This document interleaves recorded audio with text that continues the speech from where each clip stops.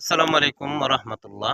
আপনি একজন উচ্চশিক্ষিত, অনেক শক্তিশালী, উঁচু মর্যাদা সম্পন্ন একজন চাকরিজীবী।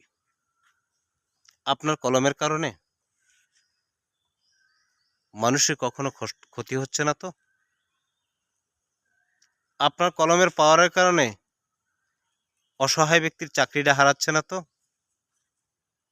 আপনার কলমের কারণে কোনো ব্যক্তির খামাখায় জরিমানা হচ্ছে না তো? আপনার কলমের কারণে মানুষের হতদরিদ্র ফ্যামিলির চলার রাস্তা বন্ধ হয়েছে না তো? পজিটিভ দিক যদি আমরা ভাবি, আপনার কলমের কারণে যদি মানুষের টাকা ছাড়া চাকরি হয়ে থাকে, আপনাকে ওয়েলকাম। আপনার কলমের কারণে যদি ঘুষবিহীন কেউ যোগ্য ব্যক্তির চাকরি পেয়ে থাকে, আপনাকে ওয়েলকাম।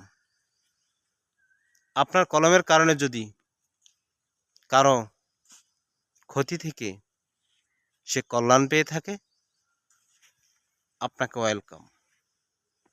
আপনার কলমের কারণে যদি রাষ্ট্র তথা দেশ জাতি চুরি থেকে রেহাই পেয়ে থাকে, আপনাকে ওয়েলকাম, স্যালুট। আপনার মতো ব্যক্তি আমার দেশে প্রয়োজন। আপনার কলমের কারণে যদি রাষ্ট্রের আমানত রাষ্ট্রপক্ষ পেয়ে থাকে, অতিরিক্ত কোনো রাষ্ট্র ব্যয় না করে যদি রাষ্ট্রকে খরচ ফিরিয়ে দিয়ে থাকেন, আপনাকে স্যালুট। এজন্য কলমের কালি শহীদের রক্তের চেয়েও দামি বলে বিবেচিত হয়েছে। কলমের কালি শহীদের রক্তের চেয়েও দামি একান্তই তার জন্য যে ব্যক্তিরা এই কলমের কালিকে সঠিক পথে ব্যয় করে থাকে, একদম অ্যাকুরেট পথে ব্যয় করে থাকে। শুধু শিক্ষা থেকে সব কিছু শেখা যায়, কিন্তু শিক্ষাকে একান্ত ভালো পরিবেশে মানসম্পন্ন একান্ত আখেরাতের জন্য ছুড়ে রাখাটাই একান্ত সব মানুষের কর্তব্য। সেখান থেকে যদি আমরা ব্যর্থ হয়ে যাই, তাহলে অবশ্যই আমাদেরকে সেই জবাব মহান রব্বুল আলামিনের কাছে দিতেই হবে।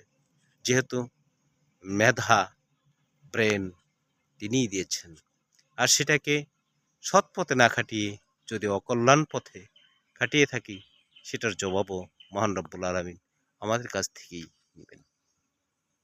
আল্লাহ সবাইকে ভালো রাখুন। দেশ ও জাতির কল্যাণের জন্য সব শিক্ষিত ভাই বোনদেরকে কাজ করার তৌফিক দান। আসসালামু আলাইকুম।